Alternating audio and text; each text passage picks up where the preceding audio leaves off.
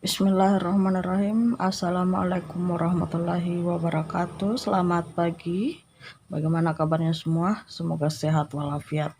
Baik, sebelum Ibu memulai pembelajaran, Ibu harap kalian sudah mengisi daftar hadirnya yang sudah Ibu siapkan pada Google Classroom ya. Nah, sebelum Ibu memulai, silahkan kalian menyimak materi apa yang Ibu akan sampaikan pada video kali ini. Oke? Nah, untuk pertemuan hari ini kita akan membahas mewujudkan persatuan dan kebanggaan sebagai wujud kebangkitan nasional. Ya, jadi materi kali ini masih tetap sama dari pembahasan bab 4 ya. Jadi materi terakhir di bab 4. Ya, ini mewujudkan persatuan dan kebanggaan sebagai wujud kebangkitan nasional. Oke, baik. Semangat kebangsaan atau nasionalisme yang dahulu masih bersifat kedaerahan dan berganti menjadi bersifat nasional. Rakyat Indonesia menyadari bahwa tanpa ada rasa persatuan dan kesatuan dari seluruh bangsa tidak akan mungkin meraih kemerdekaan. Maka harus yang namanya bersatu. Makanya ada istilah bersatu kita teguh, bercerai kita runtuh. Nomor 1, mewujudkan persatuan Indonesia. Berdasarkan istilah, persatuan dan kesatuan berasal dari kata satu, yang berarti utuh atau tidak terpecah belah. Persatuan ini dapat diartikan sebagai perkumpulan dari berbagai komponen yang membentuk menjadi satu. Sedangkan kesatuan merupakan hasil perkumpulan tersebut yang telah menjadi satu dan utuh. Dengan demikian, kesatuan erat hubungannya dengan keutuhan. Oke. Nah, mewujudkan persatuan merupakan nilai-nilai yang terkandung di dalam sila ketiga Pancasila. Pada masa perjuangan kemerdekaan Indonesia, pengertian persatuan Indonesia adalah faktor kunci, yaitu sebagai sumber semangat, motivasi, dan penggerak perjuangan Indonesia. Hal itu tercantum dalam pembukaan Undang-Undang Dasar 1945 pada alinea kedua. Nah, adapun tahap-tahap pembinaan persatuan bangsa Indonesia itu yang paling menonjol ialah sebagai berikut. Yang pertama, perasaan senasib. Perasaan senasib sebagai bangsa akan meningkatkan rasa persatuan dalam seluruh rakyat Indonesia. Perasaan senasib dapat muncul karena faktor keterikatan terhadap tempat kelahiran atau menghadapi suatu masalah tertentu.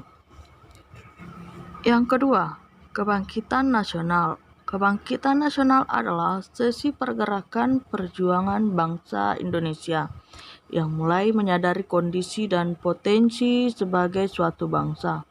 Kebangkitan nasional Indonesia dipelopori dengan kelahiran Budi Utomo pada tahun 1908.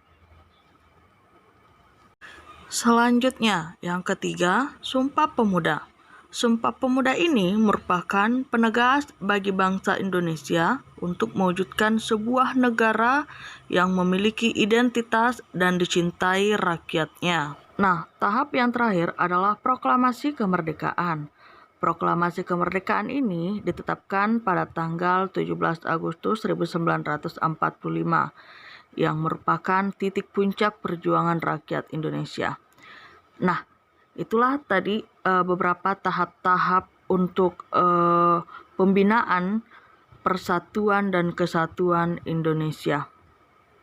Nah, selanjutnya mengenai nilai-nilai kebangsaan yang terkandung dalam Undang-Undang Dasar 1945 sebagai berikut. A. Nilai religius. B. Nilai kemanusiaan. C. Nilai produktivitas.